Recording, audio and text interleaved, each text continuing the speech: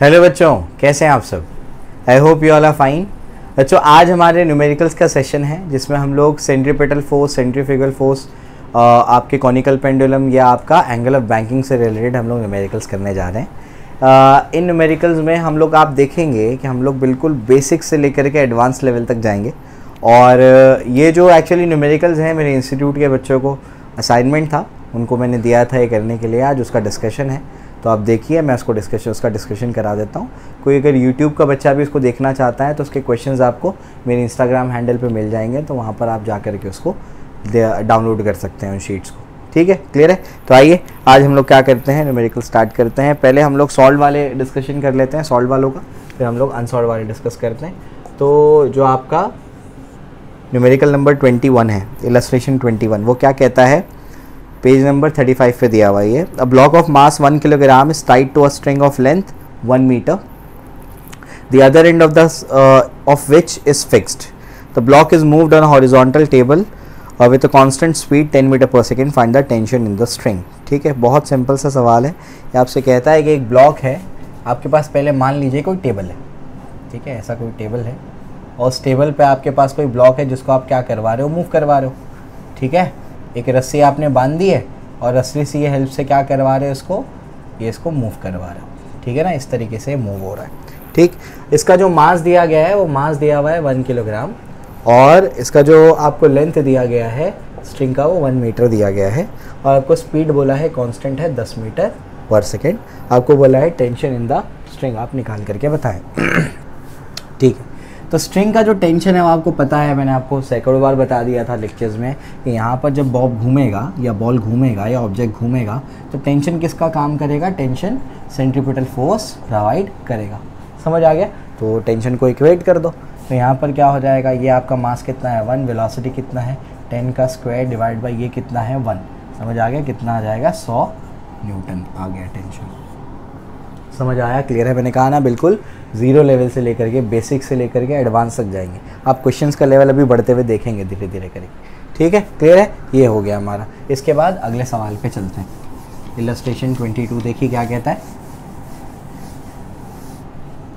जो हमारा 22nd illustration है वो आपसे कहता है, a ball of mass small m moves with a speed v against a smooth fixed vertical circular groove of radius capital R kept on a smooth horizontal surface. आपके पास एक smooth horizontal surface है, जैसे मान लीजिए वैसे ही कोई stable है और इस पे ग्रूव है। ग्रूव मतलब नाली होती है, नाली। ग्रूव मतलब क्या होता है, एक नाली होती है, तो ग्रूव है। और एक ग्रूव में क्या कर रहा है, ग्रूव में एक आपका क्या कर रहा है, बॉल मूव कर रहा है। ठीक है, यहाँ आपको कहता है इसका रेडियस क्या है ग्रूव का रेडियस है आपका कैपिटल R। ठीक है, अब आपको क्या कहता है यहाँ पर, हाँ ये अच्छा इंटरेस्टिंग है। ये आपसे कहता है, find the normal reaction of the floor on the ball, normal reaction of the vertical wall on the ball. ठीक है, दो चीज़ें पूछा गया है, ध्यान से सुनिए। Find the normal reaction of the floor on the ball. समझ में आ गया। फ्लोर जो है, यहाँ पर मान लो बॉल है, तो ये आपका फ्लोर है, तो फ्लोर कितना नॉर्मल रिएक्शन एग्जर्ट कर रहा है, ये भी है। और ये ग्रूव में है ना, ये एक ऐसी नाली में है, ये एक नाली में है, तो इसका मतलब ये जो वॉल होगी यहाँ की, ये भी एक नॉर्मल रिएक्शन एग्जर्ट कर रही होगी। तो ये वाला N1 है, ये वाला N2 है, तो N1 N2 दोनों निकालना है। क्या आपको क्या करना है, आपको जो वर्टिकल वॉल है, वर्टिकल वॉल, वो वर्टिकल वॉल आप पे कितना नॉर्मल, बॉल पे कितना नॉर्मल एग्जर्ट कर रही है, और साथ साथ में फ्लोर कितना नॉर्मल एग्जर्ट कर रहा है, ये आपको निकालना है। बहुत सिंपल है, इसको समझने की कोशिश करिए कि अगर हम लोग क्या करेंगे, ऐसे कुछ इस तरीके से बनाएंगे, इसका FBD बनाने की अगर कोशिश करेंगे तो क्या होगा, ये आपका बॉल है और ये नॉर्मल रिएक्शन है। ये नॉर्मल रिएक्शन कौन एग्जर्ट कर रहा है, फ्लोर एग्जर्ट कर रहा है। नीचे क्या लग रहा होगा भाई, नीचे तो डेफिनेटली mg लग रहा होगा। समझ आ गया। और यहाँ पर इसका मूवमेंट नहीं है, इसका मतलब ये फोर्स ने इसको बैलेंस कर लिया। तो नॉर्मल रिएक्शन में फ्लोर आपको जब निकालना है तो आप क्या करोगे, सीधा mg से इक्वेट कर दोगे। सिंपल है, पहली चीज़ तो हो गई। दूसरी चीज़ में आपको क्या करना है, ये जो वर्टिकल वॉल है, ये वॉल है, यहाँ पर दीवार है, ये दीवार भी तो नॉर्मल रिएक्शन एग्जर्ट करेगी। दीवार का जो नॉर्मल रिएक्शन होगा, ये वॉल का नॉर्मल रिएक्शन होगा, वो सेंटर की तरफ है। ये सर्कल है अगर, तो सर्कल के सेंटर की तरफ है, और जो फोर्स सर्कल के सेंटर की तरफ होता है वो क्या प्रोवाइड करता है, सेंट्रीपिटल फोर्स। तो मैं कहूँगा normal reaction by wall is equal to क्या होगा, ये हो जाएगा mv² बाय r। क्लियर हो गया। अब यहाँ पर जो चीज़ें दी गई है, इसमें हम लोग को सिर्फ कुछ दिया नहीं था, कोई न्यूमेरिकल वैल्यू नहीं दी है, सिर्फ यही पूछा था। इसमें बस को कैपिटल आर कर लो क्योंकि कैपिटल आर रेडियस दिया गया है। समझ आया, क्लियर है। तो नॉर्मल रिएक्शन ये ऐसा फ्लोर था, ऐसा फ्लोर, तो फ्लोर नॉर्मल रिएक्शन एग्जर्ट कर रहा है, उसको mg बैलेंस कर रहा है। समझ आ रहा है क्या बोल रहा हूँ। और यहाँ का जो नॉर्मल रिएक्शन है वो क्या प्रोवाइड कर रहा है, सेंट्रीपिटल फोर्स प्रोवाइड कर रहा है। ठीक है, क्लियर है, ये भी हो गया। चलिए इलस्ट्रेशन अब 23rd पे चलते हैं। 23 क्या कहता है, देखिए ध्यान से। A car of mass small m moving over a convex bridge of radius small r, find the normal reaction acting on the car when it is at the highest point of the bridge. क्या कहता है आपसे कि आपके पास क्या है, convex bridge है। ये आपकी टेक्स्ट बुक में भी केस दिया गया है। ठीक है, तो कॉन्वेक्स ब्रिज है, इस पर जो है एक कार चल करके ऐसे जा रही है। ठीक है ना। अब आपको बोलता है जब ये हाईएस्ट पॉइंट पे पहुंच जाता है, जब ये क्या करेगा, हाईएस्ट पॉइंट पे पहुंच जाता है, तब कितना नॉर्मल रिएक्शन एग्जर्ट हो रहा है ये आपको निकालना है। कैसे निकालेंगे आप लोग देखिए ध्यान से इसको। ऐसे सबसे पहले यहाँ पर ये सेंटर से क्या कर दो, मिला दो। एफबीडी बनाना सिखा रहा हूँ, एफबीडी आ जाएगा। मैं आपको जनरल केस सिखाता हूँ जिससे आप कोई भी पॉइंट पे क्या करेंगे, नॉर्मल रिएक्शन निकाल लेंगे। तो ये आपके पास क्या है, कार है, ये जो है आपका क्या है, mg है। समझने की कोशिश करिए, आपका क्या है, mg है। इसके बाद क्या होगा, इसके बाद आप क्या करेंगे, समझने की कोशिश करिए। ये जो है आपका हाईएस्ट पॉइंट जो है, इसको आपने क्या कर दिया, ऐसे यहाँ से मिलाया है। अब मैं क्या कर रहा हूँ, समझने की कोशिश करिए। इधर पे यहाँ पर ये क्या होगा, ये होगा आपका नॉर्मल रिएक्शन। ठीक है ना। अब मैं क्या करता हूँ, ये mg जो है इसका एक कंपोनेंट बनाने के लिए मैं क्या करता हूँ, ये ऐसे लाइन खींचता हूँ। ये कंपोनेंट होगा, ये लाइन जो है इसको खींच करके मैं यहाँ पर O से मिला देता हूँ ताकि मैं आपको प्रॉपर्ली एंगल को समझा पाऊँ। समझ में आ रहा है क्या कर रहा हूँ मैं। हाईएस्ट से पॉइंट को मिला दिया, ये पूरा कर्व कंप्लीट किया मैंने, आर्क कंप्लीट किया। ये होगा इसका नॉर्मल रिएक्शन, ये क्या होगा, mg। और मैं क्या कर रहा हूँ अभी, ये ऐसे लेके जाके यहाँ पर इसको मिला देता हूँ। क्लियर हो गया। अब इसके बाद आगे चलते हैं। आगे क्या है, ये जो आपका mg है उसका ये वाला कंपोनेंट क्या होगा बच्चों, देखो अगर ये थीटा है तो ये देखो z शेप बन रहा है, तो ये भी क्या हो जाएगा, थीटा। तो ये क्या हो जाएगा, mg cos थीटा। क्लियर है, यही समझना बहुत ज़रूरी है। इसके बाद तो कुछ बचता ही नहीं है, बहुत आसान है। अब देखिए ध्यान से, सेंटर की तरफ कौन काम कर रहा है, mg cos थीटा। उसको ऊपर की तरफ काट कौन कर रहा है, नॉर्मल रिएक्शन। तो सेंटर की तरफ जो होगा वो बड़ा फोर्स होगा, उसको पहले लिखना है। यहाँ पर बच्चे गड़बड़ कर देते हैं। तो ये सेंटर की तरफ कौन है, mg cos theta minus normal reaction is equals to mv square by r. याद रखिएगा, जो सेंटर की तरफ होगा वो बड़ा फोर्स है, उसको पहले लिखना है। ये नहीं कर देना n minus mg cos theta, ये रॉन्ग हो जाएगा। समझ आ गया। तो सेंटर की तरफ कौन है, mg cos थीटा। देयरफॉर अब आप नॉर्मल रिएक्शन निकाल लीजिए जनरल पॉइंट का। क्या हो जाएगा बताइए, यहाँ पर हो जाएगा आपका नॉर्मल रिएक्शन को वहाँ भेज दीजिए, तो हो जाएगा mg cos theta minus mv square by r is equals to normal reaction. तो एक जनरल इक्वेशन आपको बना करके दे दी मैंने फॉर अ कॉन्वेक्स ब्रिज। समझ आ गया। ये कॉन्वेक्स ब्रिज वाला केस कहाँ आता है बच्चों, जब आप क्या करते हैं, बाहर रास्ते पर गाड़ी चलाते हैं तो स्पीड ब्रेकर आता है। तो स्पीड ब्रेकर पे गाड़ी तो इसी तरीके से जाती है, तो ये स्पीड ब्रेकर वाला केस है। तो आप स्पीड ब्रेकर के टॉप मोस्ट पॉइंट पे क्या नॉर्मल रिएक्शन होगा वो आप निकाल करके दे रहे हैं। बात समझ में आ गई, क्लियर है। आइए अब हम लोग को क्या करना है, हम लोग को एट h निकालना है, हाईएस्ट पॉइंट पे कितना नॉर्मल रिएक्शन। तो अगर आप गौर से देखें तो ये ऐसे आगे बढ़ेगा, जब ऐसे आगे बढ़ेगा, आगे बढ़ते बढ़ते बढ़ते देखो थीटा कम होते जा रहा है। थीटा कम होगा, हाईएस्ट पॉइंट पे थीटा क्या हो जाएगा, 0 हो जाएगा। तो at highest point theta is equals to 0 degree. अगर थीटा 0 हो गया तो cos 0 तो 1 होता है। तो यहाँ पर दिस इम्प्लाइज में लिखूंगा cos of 0 is equals to क्या होगा, +1। तो देयरफॉर mg ये हो जाएगा 1 माइनस क्या हो जाएगा, mv square by r is equals to normal reaction at the highest point in the case of convex bridge. बात समझ में आ गई, क्लियर है। तो इस तरीके से हमने निकाल लिया। देख के आपको समझ में आ रहा है, mg तो वेट होता है, वेट से वेट में कुछ माइनस हो रहा है, यानी क्या, यानी देयरफॉर हम कहेंगे normal reaction at the highest point is less than क्या है, mg, mg से कम है। समझ आ गया। कौन से केस में भाई, ये कॉन्वेक्स के केस में। समझ में आ गया, स्पीड ब्रेकर वाले केस में। ठीक है, क्लियर है। तो इस केस में जो नॉर्मल रिएक्शन होगा वो आपका कम होगा एज कंपेयर टू वेट। समझ आई बात, क्लियर हो गया। चलो भाई, इसके बाद 24th केस क्या होगा, 24th केस जो होगा वो आपका कॉनकेव ब्रिज का होगा। उसमें आपको लोवेस्ट पॉइंट पे नॉर्मल रिएक्शन निकालना है, तो वो आपको निकाल करके बताता हूँ मैं। आई होप ये बिल्कुल क्लियर होगा आपको। ठीक है, आइए 24th ब्रिज को मैं 24th क्वेश्चन में मैं आपको कॉनकेव ब्रिज का नॉर्मल रिएक्शन निकालना समझाता हूँ। ठीक है, क्लियर है। चलो भाई, तो ये जो है आपका वो है 24th आपका क्वेश्चन। ठीक है, क्लियर हो गया। इसके बाद जो है आपका मान लीजिए कि ये जो है ये क्या है, कॉनकेव ब्रिज है। क्या है ये? Concave bridge. तो आपका जो कॉनकेव ब्रिज है, ये कॉनकेव ब्रिज पे आपको क्या करना है, उसके लोएस्ट पॉइंट पे आपको उसके लोएस्ट पॉइंट पे नॉर्मल रिएक्शन निकालना है। तो ये हमारा एक कॉनकेव ब्रिज है, ये आर्क कह सकते हैं इसको आप, ठीक है। तो यहाँ से अपनी गाड़ी चल करके आ रही है, गाड़ी मान लीजिए यहाँ पर है, ऐसे है हमारी गाड़ी, ठीक है ना। तो यहाँ पर जो होगा, यहाँ पर जो होगा, ये हमारा क्या होगा, नॉर्मल रिएक्शन। नीचे क्या लग रहा होगा, नीचे तो mg लग रहा होगा, कोई दिक्कत नहीं है, बिल्कुल आसान है। यहाँ से इसके सेंटर से क्या कर दिया अपन ने, इसको ऐसे मिला दिया, ये अपना क्या है, इसका लोएस्ट पॉइंट है, ठीक है, कोई दिक्कत नहीं, ये भी अपने को समझ में आता है। इसके बाद जो है अपन क्या करते हैं, अभी यहाँ पर थोड़ा सा ऐसे आगे इसको बढ़ाने की कोशिश करते हैं। ये ऐसे मैंने क्या कर दिया, इसको ले गया, ठीक है। ये मैं ऐसे इसको ले जाता हूँ, तो ये अपना क्या है, ऐसे नॉर्मल रिएक्शन। ये अपना क्या है, मान लीजिए ये क्या है, अपना थीटा है, ठीक है ना। अब अपन क्या करेंगे, इसको रिजॉल्व करने की कोशिश करेंगे। तो इसके दो कंपोनेंट बनेंगे, एक ये कंपोनेंट बनेगा, दूसरा ये कंपोनेंट बनेगा।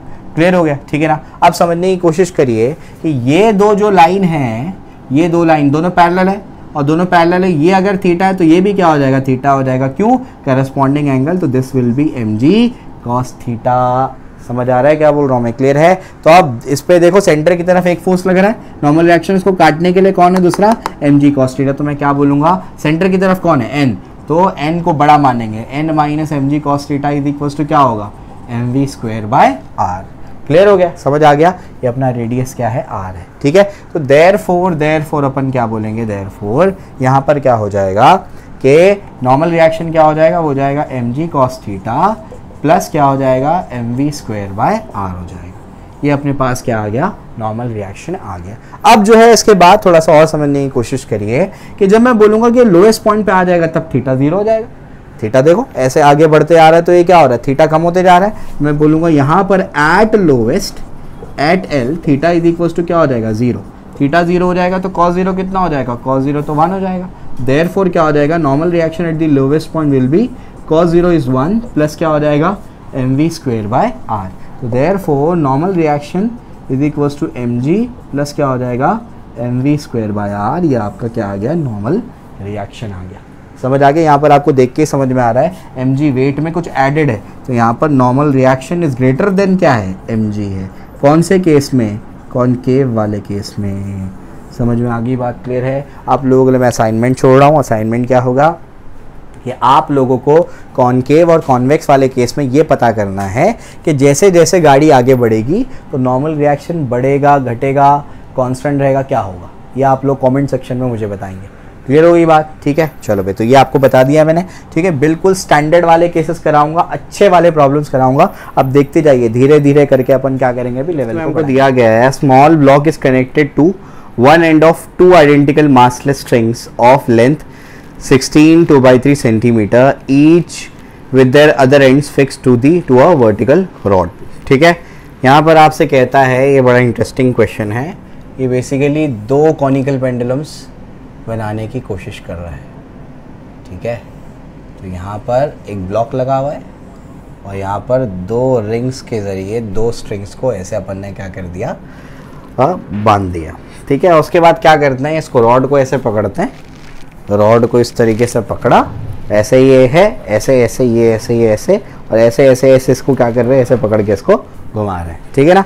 जब ये ऐसे घूमेगा तो इस तरीके से क्या होगा, समझने की कोशिश करो कि जब ये इस तरीके से ऐसे घूमेगा तो क्या होगा। तो यहाँ पर बेसिकली क्या होगा, ये कॉनिकल पेंडुलम जैसा एक मोशन परफॉर्म करने वाला है। और ये आपका स्ट्रिंग है, ये स्ट्रिंग और ये स्ट्रिंग दोनों की लेंथ आपको दे दी गई है 16 2/3 सेंटीमीटर। ये आपको लेंथ दे दी गई है, ठीक है ना। क्लियर हो गया। अब ध्यान रखिएगा, ये लेंथ है, ये आपको रेडियस नहीं दिया गया है। रेडियस जो होगा वो ये होगा, यहाँ पर जो होगा उसको क्या बोलेंगे, रेडियस बोलेंगे। ध्यान रखना है इसका, ये गड़बड़ नहीं कर देनी है, ठीक है। इसके अलावा यहाँ पर दिया हुआ ये 60 डिग्री है, ये अपने को दे दिया गया है, तो डेफिनेटली अब सिमेट्री से बोल सकते हो ये भी क्या है, 60 डिग्री। अगर आप गौर से देखेंगे तो ये दो ट्राइंगल्स बनेंगे और दोनों हाइपोटेनस साइड थ्योरम से दोनों के दोनों क्या हो जाएंगे, कॉन्ग्रुएंट प्रूव हो जाएंगे। तो ये 60 है तो वो भी क्या हो जाएगा, 60 हो जाएगा, ठीक है। तो ये एक रस्सी है, ये ऐसे खिंची हुई है, तो यहाँ पर इसका टेंशन T1 होगा, यहाँ पर टेंशन क्या होगा, T2 होगा। और टेंशन T1 T2 के बारे में और कुछ इन्फॉर्मेशन भी अपने को दे दी गई है, ठीक है। अपने को बोला है कि रेशियो ऑफ टेंशन जो है T1/T2 इज़ 4/1, ये अपने को दिया हुआ है। अपने को निकालना क्या है, अपने को निकालना है एंगुलर वेलोसिटी कितना है, ये अपने को निकाल करके यहाँ पर देना है। क्लियर है? चलो भैया आई सॉल्व करते हैं इसको। तो सबसे पहला काम आप लोग क्या करेंगे, सबसे पहला काम इसका फ्री बॉडी डायग्राम बनाएंगे। तो फ्री बॉडी डायग्राम कैसे होगा, सबसे पहले हम लोगों ने ये हमारा ब्लॉक ले लिया, यहाँ पर क्या है टेंशन T1 है, यहाँ पर क्या है टेंशन T2 है। थोड़ा नीचे बनाता हूँ, मुझे जगह चाहिए थोड़ी सी। तो ये हमारा है ऐसे ये ब्लॉक, यहाँ पर टेंशन T1, यहाँ पर टेंशन क्या है T2, ठीक है। अब समझने की कोशिश करिए कि ये जो T1 है इसके दो पार्ट्स करूँगा मैं, एक ये और एक ये, और एक ये और एक इसका ये। समझ आ गया? यानी T1 के दो पार्ट्स हो गए, एक ये और T2 के दो पार्ट्स हो गए, एक ये। समझ आ गया? ये देखिए ध्यान से, ऐसे यहाँ पर बना देता हूँ मैं ताकि आपको समझ में आए। फिर T2 के दो अपन ने कंपोनेंट्स बना दिए, ये ऐसा। समझ आ गई बात? ये 60 है तो ये भी क्या हो जाएगा, 60 हो जाएगा। क्लियर है? यहाँ पर 60 है तो ये भी क्या हो जाएगा, 60 हो जाएगा। क्लियर हो गया? बात समझ में आ गई। तो ये वाला कंपोनेंट क्या कहलाएगा बताओ, जिसके साथ थीटा लगा है वो कॉस कंपोनेंट, तो डेफिनेटली क्या हो जाएगा T1 cos 60। यही चीज़ यहाँ पर बना रहा हूँ मैं, ठीक है ना। तो ये क्या बन जाएगा, T1 sin 60 हो जाएगा। ये क्या हो जाएगा, ये भी 60 डिग्री अभी बताया आपको मैंने, है ना। तो ये क्या हो जाएगा T2 cos 60, और ये यहाँ पर क्या हो जाएगा T2 sin 60। नीचे एक और चीज़ लग रही है, क्या लग रहा है वो लग रहा है mg भी तो नीचे लगेगा। क्लियर हो गया? अब क्या, ये डायरेक्शन में मोशन नहीं है, इसका नहीं है मोशन, मतलब क्या, ये वाले फोर्सेस एक दूसरे को क्या कर रहे होंगे, बैलेंस कर रहे होंगे, ठीक है। क्लियर होता है? चलो भाई, तो देयरफॉर क्या बोलूँगा मैं, सबसे पहले ए पार्ट में लिख दूंगा मैं T1 cos 60, इसको कौन बैलेंस कर रहा है, T2 cos 60 प्लस mg। समझ आ गया? T1 cos 60 को कौन बैलेंस कर रहा है, mg प्लस T2 cos 60। समझ आ गई बात? तो देयरफॉर क्या हो जाएगा, यहाँ पर मैं क्या कर सकता हूँ, यहाँ पर मैं इसको यहाँ ले लूँगा तो क्या हो जाएगा T1 माइनस T2, और ये क्या हो जाएगा, cos 60 को क्या कर लिया, कॉमन ले लिया, इज इक्वल्स टू क्या हो जाएगा, mg हो जाएगा। cos 60 क्या होता है, cos 60 हाफ होता है। तो therefore T1 minus T2 is equals to, यहाँ पर हाफ हो जाएगा, 2 आ जाके मल्टीप्लाई। क्लियर हो रहा है? ये half is equals to mg, फिर 2 आ जाके multiply, and is equals to क्या हो जाएगा, 2mg। क्लियर हो गया? इसको अपन बंद दे देंगे। क्लियर हुआ? ठीक है। तो T1 माइनस T2 का मैंने इक्वेशन बना करके आपको दे दिया, जो कि मेरे पास क्या आया है, T1 minus T2 is equals to 2mg।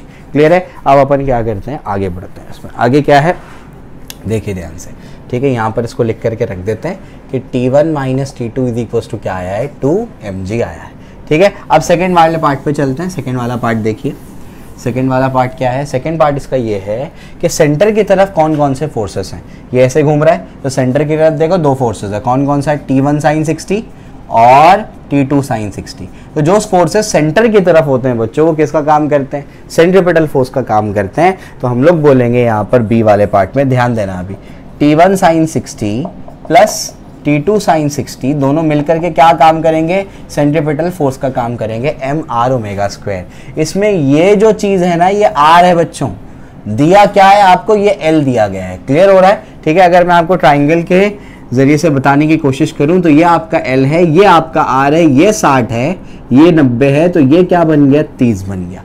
समझ आई बात? क्लियर हो गया ना? ठीक है। तो अब यहाँ पर आप क्या कर सकते हैं, अगर आपको क्या करना है, ये निकालना है, आर निकालना है, तो या तो आप क्या कर दो, वो tan थीटा cos थीटा करके निकालो, या तो आप क्या कर दो, अभी थोड़ा सा अप लेवल पे जाओ, इसके कंपोनेंट कर दो। ये 60 है तो मैंने बताया ना, ये भी क्या होगा, 60 होगा, तो ये L है, L का ये कंपोनेंट क्या होगा, L cos 60, तो ये कंपोनेंट क्या होगा, L sin 60। तो R क्या होगा, R हो जाएगा आपका L sin 60। समझ आ गया? इसको ऐसे भी बोल सकते थे L cos 30, उससे भी आंसर आ जाता। ठीक है, क्लियर है? चलो भाई, तो ये अपने को समझ में आ रहा है। अगर ये नहीं समझा है तो ऐसे भी कर सकते हो। ये L है तो इसका ये कंपोनेंट क्या होगा, L cos 30, और ये क्या हो जाएगा, L sin 30। तो ऐसे भी इसको सॉल्व किया जा सकता है। ठीक है, फिर आगे बढ़ते हैं। आगे क्या है इसके बाद समझने की कोशिश करो। ये जो अपना R है, R क्या है, L sin 60 है, उसको वहाँ पर पुट कर देंगे। तो यहाँ पर T1 प्लस T2 और sin 60 को कॉमन ले लिया आपने, sin 60 यहाँ पर आ गया, इज इक्वल्स टू m, और ये क्या हो जाएगा, L sin 60, और ये क्या है, ओमेगा स्क्वायर। ठीक ठीक है, क्लियर हो गया। अब sin 60 क्या होता है वो अपने को पता ही है, लेकिन यहाँ पर अगर आप गौर से देखेंगे तो यहाँ का sin 60 और यहाँ का sin 60 कैंसिल हो जाएगा, तो अपने पास क्या बचेगा बताओ, अपने पास बचेगा therefore T1 plus T2 is equals to क्या हो जाएगा, ये अपने पास हो जाएगा ml ओमेगा स्क्वायर, ये अपने पास आ जाएगा, क्लियर हो गया, ठीक है ना। तो T1 प्लस T2 मिल गया और T1 माइनस T2 भी अपने को मिल गया, दोनों निकाल करके दे दिया मैंने आपको। अब जो है हम लोगों को क्या करना है, बस इसको देख लेना है क्या क्या चीज़ें हैं हमारे पास, उसके हिसाब से सॉल्व कर लेना है। आइए फिर इसको देख लेते हैं। T1 प्लस T2 हो गया, T1 माइनस T2 हो गया। अब इसको मैं रब कर देता हूँ क्योंकि अब हम लोग को कैलकुलेशन करना है। तो T1 प्लस T2 क्या आया अपने पास, ml ओमेगा स्क्वायर, ठीक है, क्लियर है। चलो इसको लिख देते हैं। तो T1 प्लस T2 अपने के पास क्या आया, ml ओमेगा स्क्वायर अपने पास आ गया, क्लियर हो गया, ठीक है ना। अब इसको भी रब कर देते हैं, ठीक है। आइए अब जो है, अब दोनों को डिवाइड कर देते हैं। डिवाइड करने से देखो क्या फ़ायदा हो जाएगा, therefore T1 minus T2 upon T1 plus T2 is equals to क्या हो जाएगा, 2mg डिवाइड बाई ये हो जाएगा, तो m और m कैंसिल हो गया, तो क्या बचेगा 2g डिवाइड बाई क्या होगा, l ओमेगा स्क्वायर। सीईटी के जो बच्चे हैं वो डायरेक्ट ये शॉर्टकट को याद कर लेंगे। सीईटी के बच्चों के पास इतना टाइम नहीं होगा कि आप लोग पूरा सॉल्व करते बैठे, समझ आया, क्लियर है। इवन नीट के बच्चे भी शॉर्टकट को याद कर लें। जेई मेंस और एडवांस के बच्चों के लिए पूरा मैंने आपको तरीका बताया कि कैसे उसको निकालते हैं, क्लियर हो गया। वहाँ पर कंसेप्चुअल प्रॉब्लम्स होंगे आपके पास, तो आपको पूरा तरीका पता होना चाहिए, ठीक है। सीईटी और नीट के बच्चे डायरेक्टली शॉर्टकट याद कर ले। शॉर्टकट किसी पर्टिकुलर क्वेश्चन का ही होता है। शॉर्टकट ऐसा नहीं कि आप एक शॉर्टकट से 50 क्वेश्चन सॉल्व कर लेंगे, एक शॉर्टकट से 1-2 टाइप के क्वेश्चन सॉल्व हो सकते हैं, समझ आया, क्लियर है। शॉर्टकट देखिए कोई नए टाइप की चीज़ नहीं होती। आप किसी टॉपिक को इन डेप्थ पढ़ लें तो उसी से शॉर्टकट बनाना शुरू कर देंगे आप, समझ आ गया। तो सीईटी के बच्चे डायरेक्टली इसको याद कर लेंगे, ठीक है। अब एक और चीज़ है कि T1 अपॉन T2 क्या आपने को बोला है, 4/1 बोला है। T1 अपॉन T2 क्या बोला है, 4/1 बोला है। तो यहाँ से मैं निकाल सकता हूँ क्या कि T1 इज इक्वल्स टू क्या होगा, 4T2 हो जाएगा। तो वैल्यू को पुट कर देते हैं T1 की जगह, तो ये क्या हो जाएगा, 4T2 minus T2 will be 3T2, 4T2 plus T2 will be 5T2 is equals to 2G upon L omega square. T2 cancel, क्या बचेगा 3/5 और ये 2G divide by L omega square. अपने को निकालना है क्या बच्चों, अपने को ओमेगा निकालना है। तो देयरफॉर क्या हो जाएगा, omega square is equals to क्या मिलने हमारे अपने को 2G और ये 10 कर लो, 10G 5 उधर जाएगा ना, 10G डिवाइड बाय क्या हो जाएगा 3L हो जाएगा। बात समझ में आती, क्लियर है। अब जो है अपने को क्या करना है, इसको सॉल्व करना है। आइए इसको सॉल्व करने की कोशिश करते हैं, क्या होगा समझने की कोशिश करिए। ये हो जाएगा 10, ये भी हो जाएगा 10, G को भी 10 मान लिया मैंने। 3 इंटू L क्या है, L है 16 2/3। तो 16 2/3 को सॉल्व करना आपको आता है, कैसे करते हैं, इन दोनों को मल्टीप्लाई करना है और इसके साथ में जो भी आएगा आंसर उसको ऐड करना। 16 3 48 प्लस 2 विल बी 50 सेंटीमीटर्स है, समझ आ गया। उसको मीटर्स में कन्वर्ट करेंगे इंटू 10⁻²। तो ये जाएगा आपके पास क्या 50/3, हो जाएगा 50/3 और ये क्या आ जाएगा इंटू 10⁻²। बात समझ आ रही, क्लियर है, ठीक है ना। इस तरीके से ये अपने पास आ गया। तो ये अपने पास क्या हो गया, अपने पास ये आंसर है, ये दोनों क्या हो गए, कैंसिल हो गए। अब हमारे पास क्या बचा उसको समझने की कोशिश करिए। ये सारी चीज़ें देखिए हमारे पास क्या है। यहाँ से मैं क्या कर देता हूँ, इसको ऊपर भेज देता हूँ। जैसे मैं इसको ऊपर भेज दूंगा तो देखो हमारे पास क्या बचता है। आइए इसको समझने की कोशिश करते हैं। ये हो जाएगा ऐसे, therefore omega square is equals to 10 into 10 into 10⁻² divide by क्या है मेरे पास 50 है। क्लियर हो रहा है, ठीक है ना। चलो भाई, तो ये मैं क्या कर देता हूँ, एक 0 यहाँ से काट दिया, एक 0 यहाँ से काट दिया, 5 1 जा 5 2 जा। क्लियर है। तो मेरे पास क्या बचेगा, मेरे पास बचेगा 2 इंटू 100 यानी क्या 200। तो ओमेगा स्क्वायर क्या आया मेरे पास 200 आया। अब तो ओमेगा क्या होगा, ओमेगा होगा √200। √200 क्या, अब इसको अब सोचना पड़ेगा। अब मैं अगर स्क्वायर्स देखूं तो 12 का स्क्वायर 144, 13 का 169, 14 का 196 यानी 14 के आसपास कुछ बनने वाला है। तो अप्रॉक्सीमेटली 14 रेडियन पर सेकेंड। क्लियर हुआ, समझ आया। तो एक एक स्टेप आपको डिटेल में समझाया मैंने। वो L और R में गड़बड़ मत कर देना। वो L ये दिया गया है, आपको R ये लेना है जो वहाँ पर सर्कल का रेडियस है, ठीक है, क्लियर है। चलो भाई, तो ये भी कैलकुलेट करके दे दिया मैंने आपको। अब इसके बाद हम लोग अभी क्या करेंगे, अगले प्रॉब्लम पे चलेंगे, ठीक है, क्लियर है। तो अच्छे प्रॉब्लम्स में आते हैं ये सब। तो आप लोग देख रहे होंगे कि धीरे धीरे करके हमारा प्रॉब्लम का लेवल बढ़ गया, ठीक है। जब हम कॉन्सेप्ट एप्लीकेशन पे आएंगे तो और अच्छे प्रॉब्लम्स मिलेंगे हम लोगों को, ठीक है। चलिए आइए, तो यहाँ पर हमारे पास क्या है अभी, अब इलस्ट्रेशन 26 क्या कहता है। इलस्ट्रेशन जो 26 है हमारा, वो हमसे कहता है a turn of radius 20 metre is banked for a vehicle going at speed of 36 kilometre per hour. कोई टर्न है और उसका रेडियस जो है वो है 20 मीटर, और वो जो टर्न को बैंक किया गया है इस तरीके से कि वहां पर व्हीकल जो है 36 किलोमीटर पर आवर की स्पीड से क्या कर सकती है, टर्न ले सकती है। The coefficient of static friction between the road and the tyre, mu का वैल्यू अपने को दे दिया गया है 0.4 है। What are the possible speeds of a vehicle so that it neither slips down not skids up. समझ आ रहा है क्या बोल रहा हूं मैं, कि ये कौन सी पॉसिबल स्पीड्स होगी जिसके लिए ये ना तो स्लिप अप करे ना तो स्लिप डाउन करे। समझ आ गया। तो आपको पता है कि अगर एक पर्टिकुलर स्पीड से क्या होगा, उससे कम स्पीड होगी तो क्या होगा, वो नीचे की तरफ आना शुरू कर देगा, बताया था मैंने आपको। और उससे ज़्यादा स्पीड होगी तो क्या होगा, वो ऊपर की तरफ आना शुरू कर देगा। बात समझ में आ रही, क्लियर है। तो आपको बेसिकली क्या निकालना है बच्चों, आपको निकालना है वी मैक्सिमम और वी मिनिमम निकालना है। इस टाइप के क्वेश्चन आपको बोर्ड्स में ही बताया मैंने। समझ आ गया। इससे ज़्यादा स्पीड होगी तो क्या होगा, बाहर की तरफ जाएगा। समझ आ गया, ठीक है। और इससे कम स्पीड होगी तो क्या होगा, हाँ अंदर की तरफ आएगा, नीचे की तरफ स्लाइड करना शुरू कर देगा। ठीक है। तो आपको वी मैक्सिमम और वी मिनिमम निकालना है। ठीक है। दोनों के फॉर्मूलेज याद होंगे आपको। वी मैक्सिमम का फॉर्मूला क्या है, under root of r g mu plus tan theta upon 1 minus mu tan theta. समझ आ गया। इसको ऐसे लिखो, टैन थीटा प्लस म्यू, ताकि आसानी हो आपको याद करने में। और वी मिनिमम क्या होगा, वी मिनिमम क्या है, under root of r g tan theta minus mu upon 1 plus mu tan theta. समझ आया, क्लियर है। तो आपको वी मैक्सिमम और वी मिनिमम निकालना है। ठीक है। अब देखिए आपके पास वैल्यूज क्या है, आपके पास आर है, जी का वैल्यू 10 है, टैन थीटा नहीं है आपके पास v दिया हुआ है 36 किलोमीटर पर आवर। ये क्या है, ये स्पीड से वो टर्न कर सकता है। ये कौन सी स्पीड है अभी समझाऊंगा मैं। ठीक है। अब उसके बाद आपके पास म्यू का वैल्यू है, लेकिन सवाल ये है कि आपके पास टैन थीटा है क्या, तो हमारे पास टैन थीटा नहीं है। हमको टैन थीटा कैलकुलेट करना है। तो आपको एक चीज़ बताई थी मैंने कि जब हम फ्रिक्शन कंसिडर करते हैं तो हमारे पास एक रेंज आती है 0 से अंडर रूट ऑफ 2gr। ठीक। अब यहाँ पर सिर्फ फ्रिक्शन का काम नहीं है क्योंकि रोड बैंक हो चुका है, तो सिर्फ बैंकिंग को कंसिडर करके आप क्या कर सकते हैं, आप टैन थीटा का वैल्यू निकाल सकते हैं। जो 36 किलोमीटर पर आ रहा है ना बच्चों, ये क्या चीज़ है पता है आपको, ये मैंने आपको बताया था कि जब आप सिर्फ बैंकिंग करते हैं तो आप एक पर्टिकुलर कांस्टेंट स्पीड से चला सकते हैं गाड़ी को। समझ आ गया। लेकिन आपको वही स्पीड से ही चलाना पड़ेगा, उससे कम भी नहीं कर सकते, उससे ज़्यादा भी नहीं कर सकते। समझ आ गई बात, क्लियर है। तो v इज इक्वल्स टू यहाँ पर क्या है, ये under root of r g tan theta. ये जो आपका है v is equals to under root of r g tan theta, ये वो स्पीड है जिससे अगर आप क्या करेंगे, सिर्फ बैंकिंग कंसिडर करके इसको एक पर्टिकुलर कांस्टेंट स्पीड पे चला सकते हैं। समझ आ रही बात, क्लियर हो गया। अब इसके बाद क्या हो जाएगा, इसके बाद हो जाएगा देयरफॉर आप क्या करेंगे, ये जो स्पीड है ना आपका v, इसको पहले कन्वर्ट करो। कैसे कन्वर्ट करोगे, 5/18 करके, है ना। v क्या है आपके पास 36 इंटू क्या हो जाएगा 5/18। बताओ जल्दी से क्या होगा, 18 1 जा 18 2 जा कितना होगा 10 मीटर पर सेकेंड। ये आपके पास v आ गया। उसको स्क्वायर कर दो आप, v square is equal to क्या हो जाएगा r d टैन थीटा। तो बताओ जल्दी से क्या आने वाला है, v स्क्वायर क्या होगा 10 का स्क्वायर, r कितना है 20, g कितना है 10 और इंटू क्या है ये टैन थीटा। समझ आ गया। 1 10 1 10 यहाँ से क्या हो गया, कैंसिल हो गया। तो टैन थीटा क्या बचेगा, टैन थीटा बचेगा 1/2, 0 0 कैंसिल हो गया, तो कितना बचेगा 0.5। समझ आ रही बात, क्लियर है। तो टैन थीटा आपके पास क्या है यहाँ पर 0.5।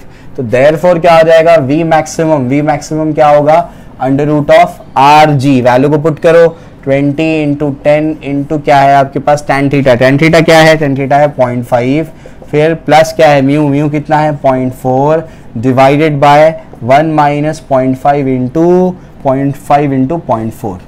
समझ आ गई बात, क्लियर है। अब इसको कैलकुलेट करके आप क्या कर सकते हैं, वी मैक्सिमम या वी मिनिमम निकाल सकते हैं। ठीक है, क्लियर है। चलो ओके, अभी जो है वी मिनिमम वी मैक्सिमम आप लोग निकाल सकते हैं, बहुत ही सिंपल है, उसको कैलकुलेट करके आप लोग निकाल लीजिए।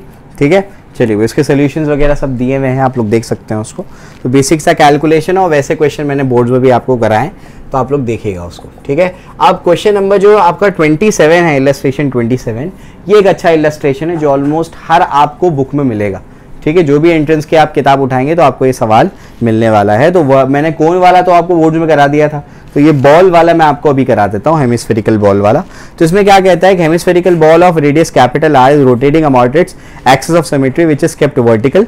अ small ball kept in the bowl rotates with the bowl without slipping on its surface. If the surface of the bowl is smooth and the angle made by the radius through the ball with the vertical is theta। यहाँ पर बोलता है find the angular speed which the ball is rotating। समझ में आ गया? तो आपके पास bowl है और बाउल में क्या कर रहा है, एक बॉल रोटेट कर रहा है। आपके पास एक बाउल है, एक ऐसा बाउल है और उस बाउल में क्या कर रहा है, ये इसको रोटेट करवा रहे हैं आप पहले, समझ में किसी ओमेगा से। तो उसके साथ में यहाँ पर एक बॉल है जो क्या कर रहा है, रोटेट कर रहा है, जो इस तरीके से क्या कर रहा है, ऐसे रोटेट कर रहा है। समझ आ गई बात? क्लियर है? तो जब ये बाउल रोटेट करेगा तो यहाँ पर क्या है, ये आपके पास बॉल भी उसके साथ में रोटेट कर रहा है। ठीक है, अब यहाँ पर जो है ये आपका नॉर्मल रिएक्शन है और ये जो है अगर आप इसको यहाँ से मिला देंगे, अगर आप इसको यहाँ से मिला देंगे तो ये क्या हो जाएगा, इसने एंगल वर्टिकल के साथ में कितना बनाया, इसने वर्टिकल के साथ में एंगल थीटा बनाया हुआ है। बात समझ में आ रही? क्लियर है? तो यही यहाँ से यहाँ तक का रेडियस भी है और यहाँ पर ये नॉर्मल रिएक्शन भी लग रहा है। समझ आती बात? क्लियर है? तो इसके दो कंपोनेंट आप लोग बना सकते हैं, एक ये कंपोनेंट होगा और एक ये कंपोनेंट होगा। नीचे क्या लग रहा होगा, नीचे mg लग रहा होगा। समझ आती बात? क्लियर है? तो अगर ये थीटा है तो बच्चों ये भी थीटा होगा, तो ये क्या हो जाएगा बताओ, n cos थीटा, इसका थीटा लगा है वो cos कंपोनेंट, और सेंटर की तरफ क्या n sin थीटा, यानी ये सर्कल के लिए n sin थीटा क्या प्रोवाइड करेगा, सेंट्रीपिटल फोर्स। समझ आती बात? क्लियर है? और n cos थीटा को कौन बैलेंस करेगा, mg बैलेंस करेगा। देखिए अपने को समझ में आ रहा है, तो मैं कहूंगा n cos theta is equal to क्या हो जाएगा, mg। सब कुछ FBD पे डिपेंड करता है इसमें, ठीक है। और n sin थीटा बताइए किसका काम कर रहा है, m कैपिटल R नहीं, ये वाला R, छोटे वाले सर्कल का R, m r omega square. समझ आ रही बात? क्लियर है? अब समझने की कोशिश करो, ये ट्राइंगल बना रहा हूं मैं, ये ट्राइंगल में अगर आपको नजर आए तो ये R है, ये आपके पास क्या है, देखो थीटा है। समझ आ गया? ये आपके पास R है और ये अपने पास क्या है, थीटा है। तो मुझे बताइए कि ये कंपोनेंट और ये कंपोनेंट क्या होगा, ठीक है। अगर आप गौर से देखेंगे तो ये वाला चीज क्या होगा, देखो मेरे पास क्या है, थीटा ये है, तो मैं क्या कर दूंगा, थीटा का अपोजिट क्या है, मैं साइन थीटा निकालता हूँ। साइन थीटा ये मान लो x है, ठीक है ना, तो ये अपोजिट है, ठीक है ना। तो x क्या, साइन थीटा क्या होता है, opposite upon hypotenuse, x upon r, तो x क्या हो जाएगा, r साइन थीटा।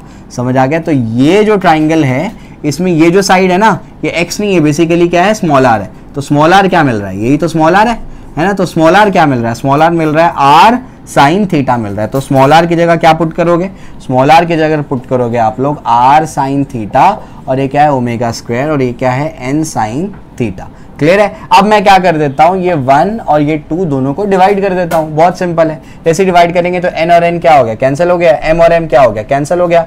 बचा क्या अपने पास बच्चों, sine theta by cos theta will be tan theta, और r साइन थीटा, और मेरे पास यहां से एक काम करना, ये साइन थीटा भी उड़ा देना, तो बचेगा क्या तुम्हारे पास, हमारे पास बचेगा, देखो ध्यान से क्या बचेगा, हमारे पास बचेगा 1 और ये क्या हो जाएगा r, और ये क्या हो जाएगा, ओमेगा स्क्वायर। ठीक है ना? क्लियर हो गया? अब उसके बाद क्या कर सकते हो, उसके बाद नहीं गड़बड़ हो रही है, एक सेकेंड, यहां पर आप लोग क्या कर दो, देखो ध्यान से कि आपके पास क्या आया है, आपके पास ये आया है कि ये क्या है, आपके पास n साइन थीटा।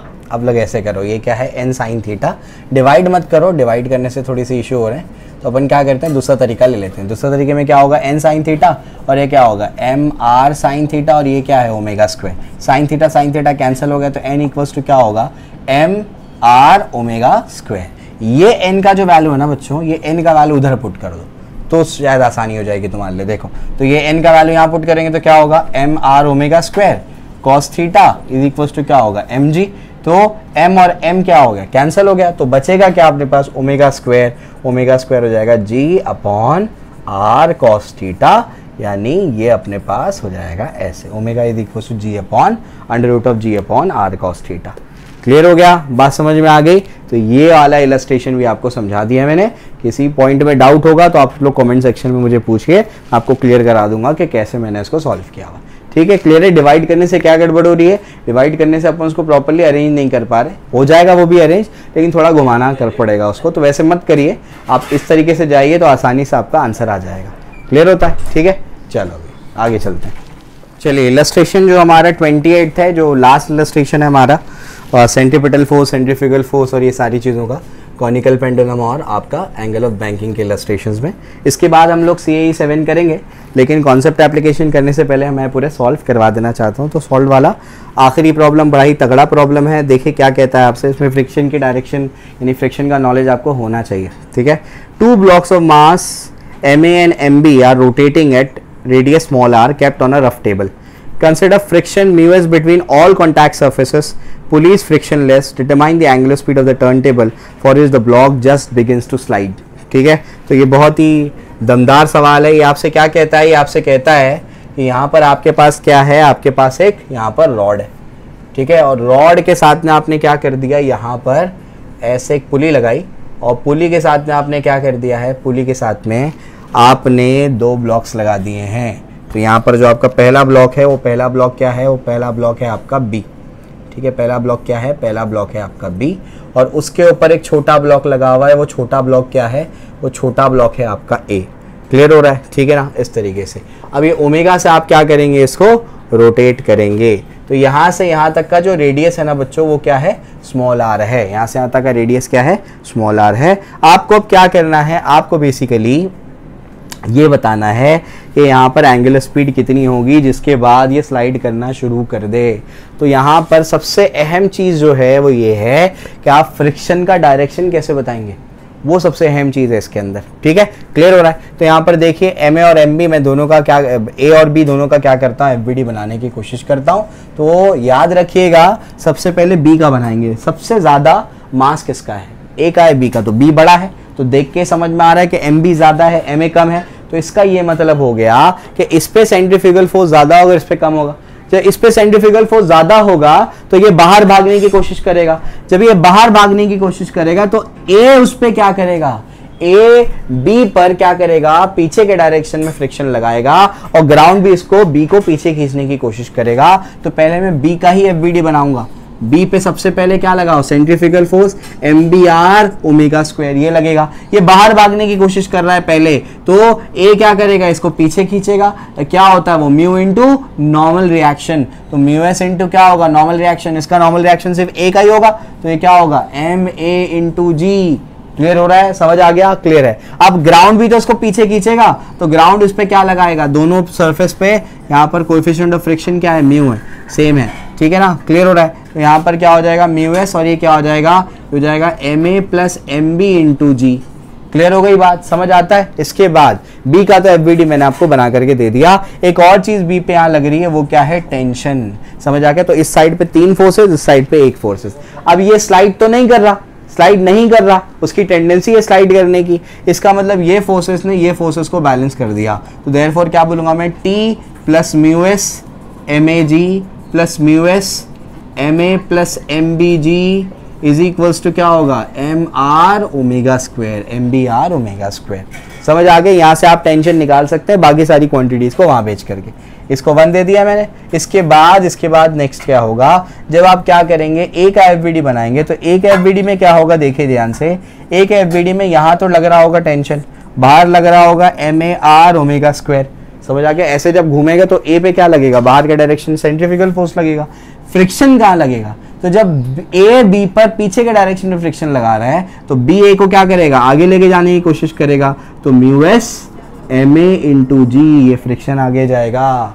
समझ आ रहा है, क्लियर है। ऊपर नहीं, नीचे जाएगा, ठीक है। नीचे वाले सरफेस पे लग रहा है ना, तो यहाँ फ्रिक्शन है, तो mu s MA into G।